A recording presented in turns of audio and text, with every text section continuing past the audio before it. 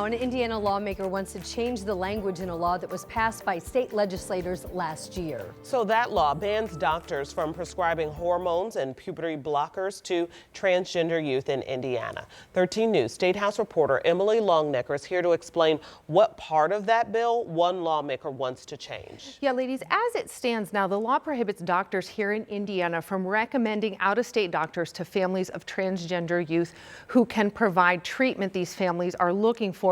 The law also prohibits Indiana doctors from talking with out-of-state doctors about the out-of-state care a transgender child may be getting.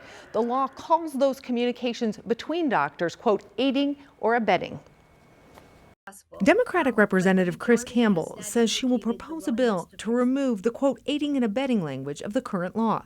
Campbell calls that language broad and says it stops doctors from being on the same page about treatment a child's receiving. She announced her decision today along with parents of transgender children getting treatment outside of Indiana. Earlier this month, the United States Supreme Court heard arguments in a case where families in Tennessee are challenging a law similar to the one in Indiana.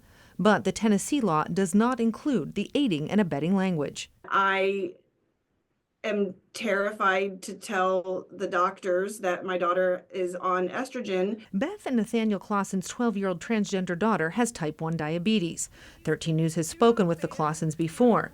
Beth Clausen says because of the aiding and abetting language in Indiana's law, she's afraid to talk with her daughter's pediatrician about the care she now receives out of state, including the hormones she takes.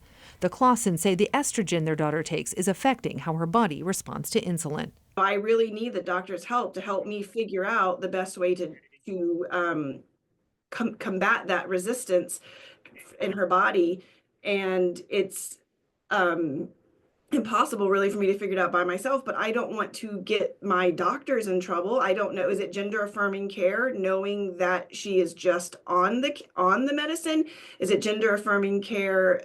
Is it aiding and abetting? I mean, if they just ignore it and let her be on it, like, is there a place that they're supposed to note this? And if they don't note this, are they going to get in trouble?